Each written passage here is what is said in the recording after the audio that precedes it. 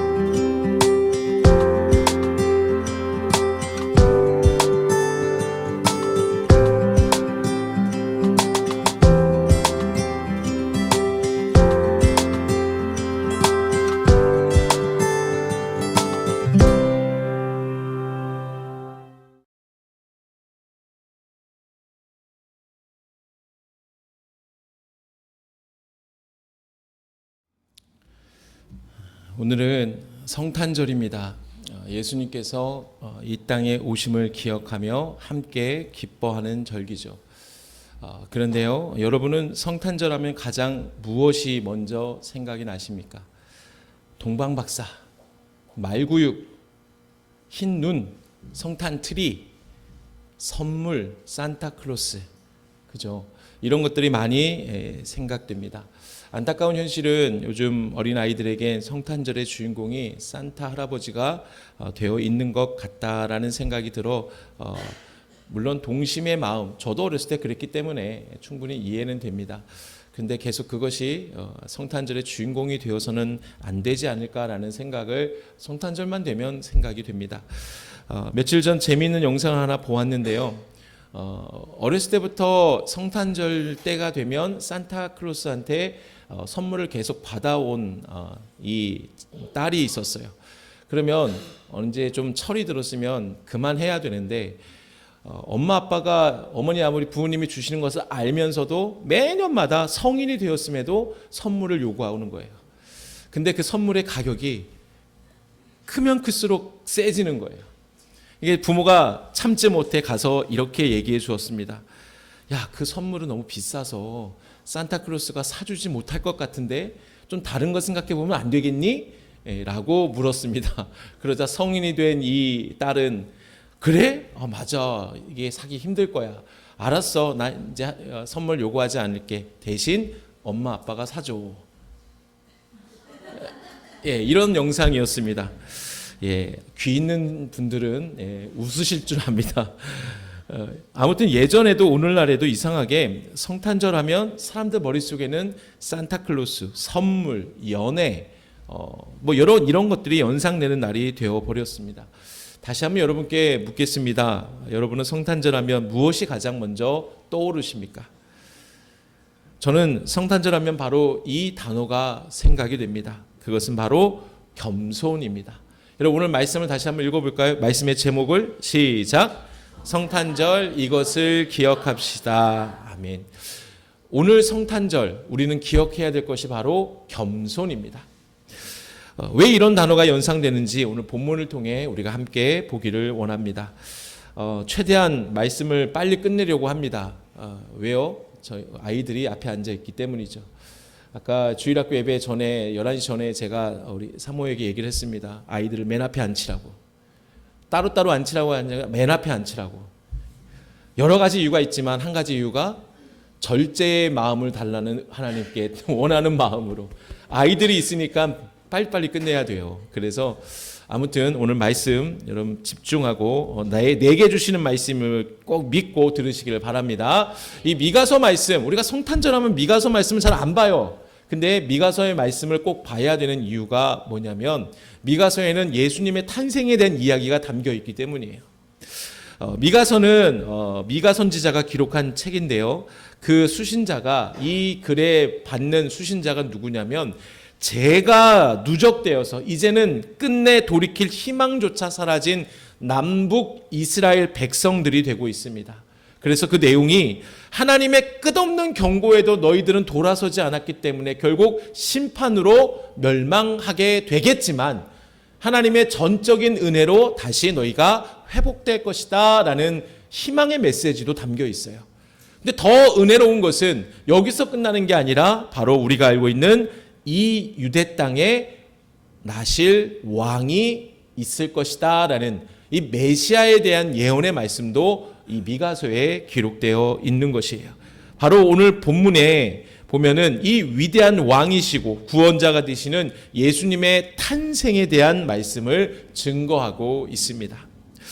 오늘 본문에서 저는 앞에서 언급한 것처럼 성탄절에 연상되는 단어가 이제는 겸손이 되기를 원하는데 왜 겸손이 되어야 할까? 그것을 나누길 원합니다. 미가서 5장은 단순히 2절에서 우리가 읽었던 것처럼 메시아의 탄생지를 예언하는 말씀이 아닙니다. 본문에서는 메시아가 어떤 방식의 왕이고 어떤 성품의 메시아가 오시는지를 분명하게 우리에게 보여주고 있어요. 그런데 그 핵심은 바로 무엇이냐? 겸손이에요. 겸손. 우리가 오늘 본문에서 메시아의 겸손에 대해 찾아보기 전에 그러면 성경에서 말하는 겸손은 과연 무엇일까? 이것을 좀 보기를 원합니다. 우리 같이 한번 읽어볼까요? 시작.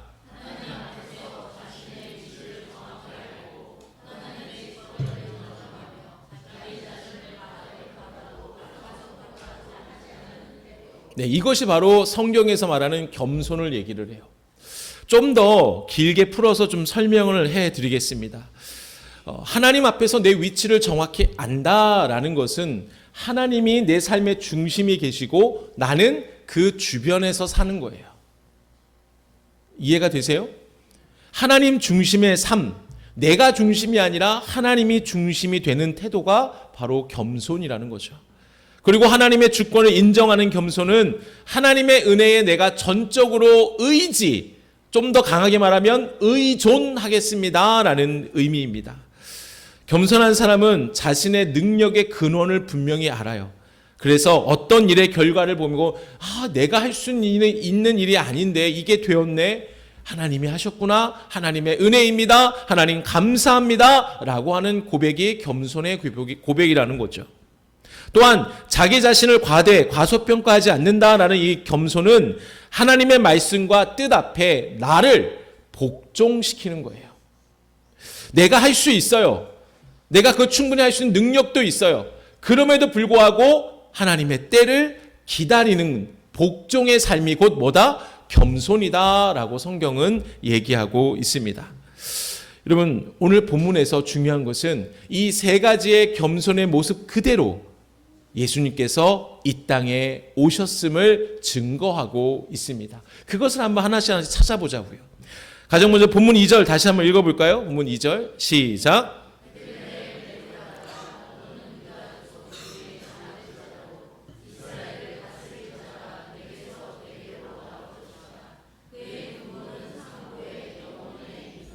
아멘. 여기서 예수님이 자기 중심이 아닌 하나님 중심이라는 삶, 그 겸손, 그것을 발견할 수 있는데요. 분명히 2절에서 보면 예수님이 메시아가 어디서 태어난다고 해요? 베들레헴이라고 해요. 근데 그 베들레헴이 쭉 말씀을 읽다 보면 지극히 작은 곳이다라고 소개하죠. 베들레헴은 당시 예루살렘과 라기스라는 지역과 같은 아주 사람이 많이 모인 요충지가 아니었어요. 실제로 정치와 군사와 행정으로 거의 영향력이 1도 없는 그냥 변두리 아주 작은 촌락과 같았어요. 심지어 거점 도시 목록이 이렇게 우리가 지도를 보면 있는데, 우리 사실 여러분 우리 우리나라 지도를 보면 우리나라 지명 이름이 다 기록되어 있어요. 웬만하면 좀 큰 도시 위주로 되어 있잖아요. 그죠? 그런데 직접 가보면 사람들이 살고 있어요. 몇몇이. 근데 그 사람들의 살고 있는 지역은 안 나타나잖아요. 마찬가지로 이 베들레헴은 당시 그런 도시였어요. 거점 도시란 목록에도 들어가 있지 않았어요. 인구도 적은 작은 동네였어요. 근데 이러한 곳에 누가 태어난다고요? 메시아, 예수님께서 탄생하게 되십니다. 메시아는 예루살렘 왕궁에서 나지 않으셨어요. 세상에 아주 지금 핫한 장소인 그 중심지에서도 태어나지 않으셨습니다. 그저 작을지라도, 그 작을지라도라고 불리는 베들레헴에서 태어난 것이죠. 그런데요, 2절에서 베들레헴 에브라다야 너는 유다 족속 중에 작을지라도라는 이 겸손의 예수님을 상징하는 이곳은 절대로 우연으로 일어난 것이 아니에요. 여기에는 하나님이 평상시 어떻게 일하시는가, 하나님의 일하시는 방식 그대로 나타나 있어요. 하나님은 자리를 낮추시는 방식으로 자신을 드러내시는 분입니다. 무슨 말이냐? 하나님은 사람이 크다고 진짜 그곳이 핫한 장소라고 해서 그곳에서 역사하시는 분이 절대로 아니에요. 그것에서 하나님 당신을 드러내시지 않으신다는 거죠. 오히려 하나님은 사람들이 무시하는 곳에서, 중요하지 않는 곳에서, 그 자리에서 하나님은 내가 이곳에 있다라고 자신을 보여주시는, 계시하시는 분이십니다. 예를 들어 볼까요? 여러분, 다윗이 장자였습니까? 아니죠. 보잘것없는 막내였어요. 심지어는 아들을 다 데리고 오라라고 사무엘이 명령했을 때 아버지 이새가 데려오지도 않았어요. 아들 취급도 하지 않았어요. 근데 하나님은 그 다윗을 쓰시는 거죠. 그리고 모세가 대단한 지도자다라고 여기지만 모세는 스스로 말도 못하고 늘 열등감에 빠져있던 사람이었어요. 근데 하나님이 모세를 들어 사용하시잖아요. 사사시대 보세요. 많은 사사들이, 그 나라를 이끌어갈 리더들이 온전한 사람이었습니까? 아니요. 다 문제가 있었어요. 대표적으로 에훗이라는 사사는 어떤 사람이에요? 왼손잡이라고 얘기합니다. 왼손잡이라는 것은 나는 오른손잡이니까 그 사람은 왼손잡이구나, 이게 아니에요. 원어로 보면 오른팔이 없다라는 뜻이에요. 뭐예요? 외팔이에요. 하나님이 그런 사람을 들어 사용하셨다라는 겁니다. 이것이 바로 하나님의 겸손한 자기를 보여주시는 방법이고, 그 방법 그대로 예수님을 이 땅에 보내주시는데 멋진 예루살렘 그 궁전에서 나타나시는 게 아니라 어디서? 베들레헴이라는 곳에서 태어나게 하셨다라는 겁니다. 여러분, 성탄절에 오늘 이러한 예수님과 하나님의 겸손을 기억하면서 우리도 좀 겸손의 삶을 다짐했으면 좋겠어요. 그것은 나는 지금 하나님 중심으로 살아가고 있는가? 혹시 내가 중심이 되어서 살아가고 있지는 않은가? 무대 위에 가장 중요한 배우는 조명 뒤에서 일하는 스태프가 없으면 단 한 장면도 설 수 없어요. 나타날 수 없어요. 그런데 스태프는 분명히 깨달아 알고 있어요. 왜? 나는 주인공이 아니다라는 걸 분명히 알고 있죠. 그래서 절대로 앞으로 나서지 않습니다. 자신의 자리를 아는 것, 그것이 바로 겸손이죠. 여러분, 하나님 중심으로 나를 그 주변에 두며 살기로 결단하는 오늘 성탄절 이 시간이 되기를 주님의 이름으로 축복합니다. 또 한 가지 오늘 말씀해 보면 예수님이 본문에서 어떻게 겸손의 모습으로 나타나셨냐, 우리 2절 말씀 다시 한번 읽겠습니다. 시작.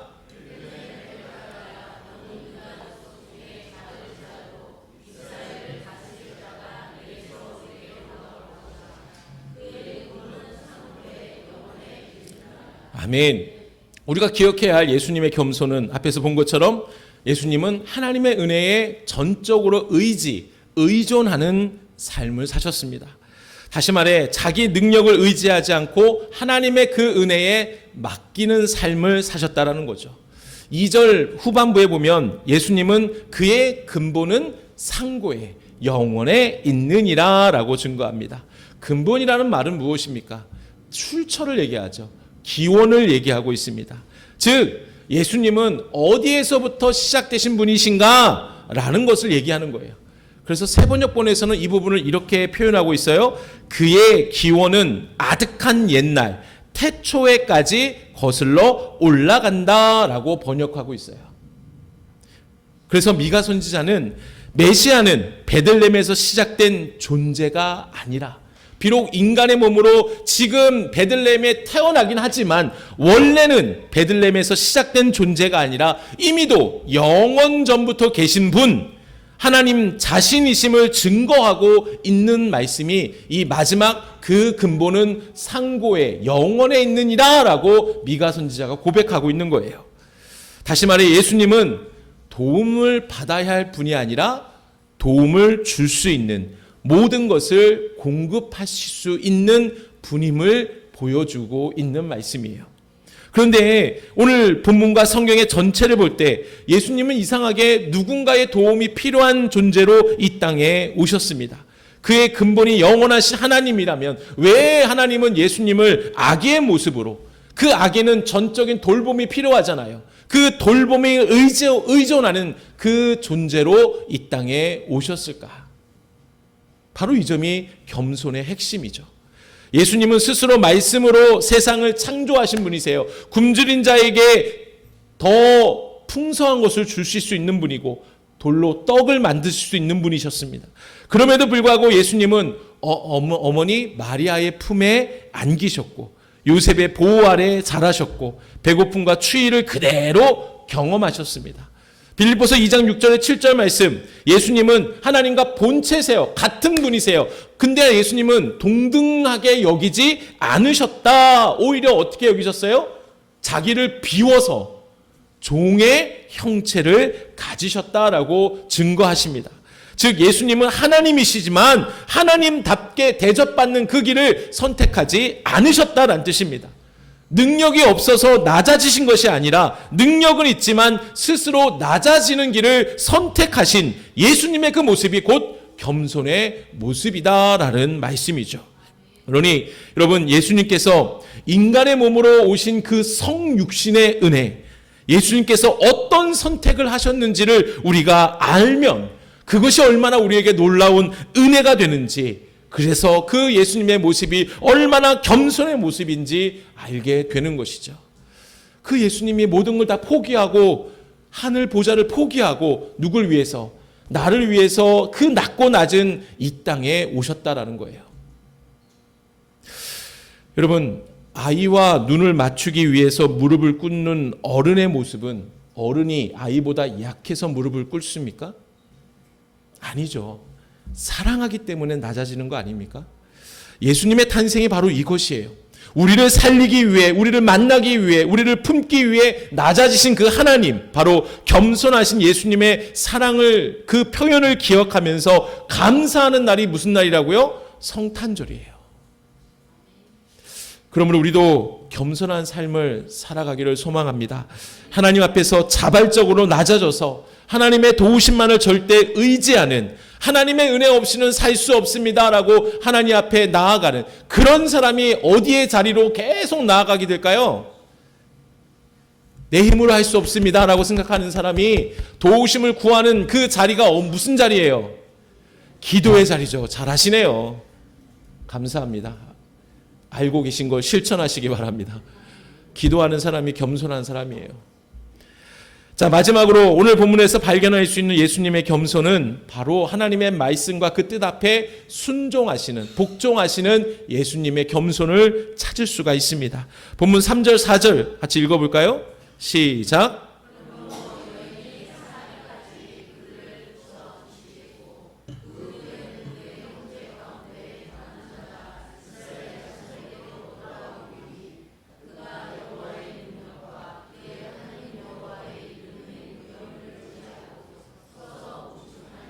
그들이 거주할 것이라. 이제 그가 창대하여 땅끝까지 미치리라. 아멘.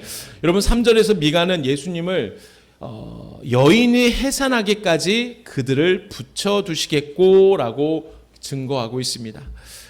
여러분 당시 이스라엘은 지도자들이 부패했어요. 백성들이 온갖 죄를 지었어요. 결국 하나님께 버림받은 것처럼 보이는 상황이 그들 안에 계속 일어나고 있었습니다. 그래서 지금 이들은 하나님께서 우리를 떠나신 것은 아닐까? 하나님의 역사는 이제 더 이상 우리 주변에 일어나지 않는 것은 아닐까라는 그런 절망한 상황 가운데 있었습니다. 이러한 가운데 하나님의 말씀이 그러므로 여인이 해산하기까지 그들을 붙여두시겠고라고 말씀하시는 거예요. 붙여두신다라는 말은 완전히 버리지 않는다. 잠시 기다리신다. 정해진 때까지 참고 계신다라는 의미를 얘기합니다. 왜 이러한 말씀을 하셨을까? 그것은 아직 하나님의 결정적인 구원, 뭘까요? 하나님의 결정적인 구원이 뭐예요? 방금 2절에서 3절에서 보면 여자가 해산하기까지, 해산하는 것, 아이를 낳았다는 뜻이죠. 누구가 나온다는 거예요? 예수님이, 구원자 메시아가 온다는 뜻 아닙니까? 그 예수님이 오실 때 구원이 아직 오지 않았기 때문에 여전히 그 죄악 가운데 있는, 누구도 용서할 수 없을 것 같은 절망 가운데 있는 그 사람들을 하나님은 여전히 뭐하고 계신다? 붙잡고 계신다라는 거예요. 그러니 하나님은 이런 말씀을 하시는 거예요. 지금은 너희가 힘들 거야. 고통의 시간이야. 그러나 이게 끝이 아니야. 이제 새로운 시작을 준비하는 시간이야. 이 말씀이 3절의 말씀이에요. 여기서 중요한 것은 하나님께서는 절대로 조급하게 일하지 않으세요. 하나님의 구원은 반드시 사람의 때가 아니라 누구의 때? 하나님의 때에 이루어진다라는 것입니다. 예수님은 바로 이러한 하나님의 그 때, 그 말씀에 복종하는 삶을 선택하셨던 거예요.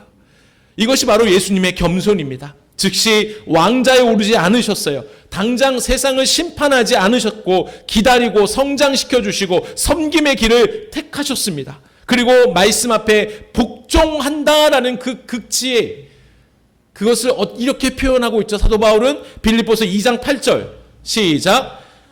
모양으로 나타나사 자기를 낮추시고 죽기까지 복종하셨으니 곧 십자가에 죽으심이라. 아멘. 예수님은 자신의 목숨을 아끼지 않으시기까지 하나님의 그 뜻 앞에, 하나님의 때 앞에 자기를 복종시켰던 거예요. 하나님, 아버지 내가 조금 있으면 죽을 것 같은데 그 전에 좀 일을 좀 이루어 주시죠.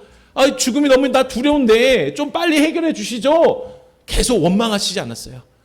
그것이 하나님의 때가 죽음이 있을지라도 나는 그 때를 따라가겠습니다. 나를 복종하겠습니다. 라는 예수님의 말씀이죠. 이는 절대로 하나님의 구원의 역사를 믿지 못한다면 할 수 없는 선택입니다. 다시 말해 이해되지 않아도 기다리는 것, 답이 없어 보여도 하나님의 그 때를 신뢰하는 것이 하나님 말씀 앞에 복종하는 겸손이라는 것입니다. 그렇습니다. 여러분 성탄절이 오늘 하나님 말씀 앞에서 철저히 나를 복종시키는 겸손의 신앙으로 살겠다고 결단하는 이 시간이 되길 바랍니다. 예수님의 그 복종시키는 겸손으로 결국엔 누가 구원받았습니까? 누가 구원받았습니까? 내가 할 때 내가 어떻게 하랬죠? 제가 내가 자 가슴에 손을 얹고 누가 구원받았다고요? 내가 구원받았습니다. 할렐루야. 이것이 예수님이 하나님의 뜻에 복종하셨기 때문에 이루어진 결과예요. 그러니 우리도 하나님의 때를 기다릴 수 있는 나를 복종시키는 겸손의 신앙이 필요하지 않을까요? 뭐가 그리 급하십니까? 하나님은 노라고 외치는데 뭐가 그리 아니요 하나님 예스잖아요. 빨리 입을 열어. 우리 아이들이 그러잖아요. 아이들 어렸을 때 그런 우리 부모님 아직 아니야 하는데 아이들 어떻게 해요? 입 앞에 손으로 입을 열고 예스라고 얘기해 막 입을 막 얘기하잖아요. 그죠? 알았다고 막 얘기해줘 막 입을 막 열지 않아요? 여러분 예수님 만약에 그렇게 하셨다면 우리 구원은 이루어질 수 없었어요. 하나님의 때를 기다리셨기 때문에 우리가 은혜를 입었습니다. 말씀을 정리합니다. 사랑하는 성도 여러분, 미가서 5장에 나타난 메시아의 탄생은 우리에게 분명히 말해주고 있어요. 성탄은 높아지는 날이 아니라 낮아짐을 기억하라라는 날입니다. 예수님의 겸손은 자기의 자리를 아신 겸손이었어요. 절대 의존하기로 결단하시는 겸손이셨어요. 하나님의 그때의 그 뜻에 복종시키는 겸손이었습니다. 그 겸손이 말 구유에서 시작되어서 십자가에까지 이어졌습니다. 여러분 이번 성탄절에 우리가 기억해야 할 것은 화려한 장식이 아닙니다. 겸손의 왕이신 그 예수님의 마음을 기억하시기 바랍니다. 그리고 겸손이 오늘 우리의 가정과 교회와 삶 속에서 다시 우리를 통하여 일어나서 놀라운 구원의 역사가 이어가기를 주님의 이름으로 축원합니다. 기도하겠습니다. 하나님, 우리를 구원해 주시려 이 땅에 아들 예수님을 보내주신 그 놀라운 하나님의 은혜에 감사를 드립니다. 그리고 이 놀라운 구원의 성취를 이루도록 모든 것을 포기하시고 겸손하게 이 땅에 오신 예수님의 은혜에 또한 감사를 드립니다. 성탄절에 오늘 예수님처럼 우리도 겸손의 삶을 살기로 결단하오니 주여 나의 자리를 먼저 알게 하시고 하나님 중심으로 살아가게 하여 주옵소서. 하나님만을 절대 의지하게 하여 주옵소서. 더 기도의 자리로 나아가게 하여 주옵소서. 하나님 뜻에 하나님의 그때에 절대 복종시키는 겸손의 삶으로 이 땅 가운데 복음의 영향력을 바라는 우리 믿음의 성도들이 되게 하여 주시옵소서. 예수님의 이름으로 기도하옵나이다. 아멘.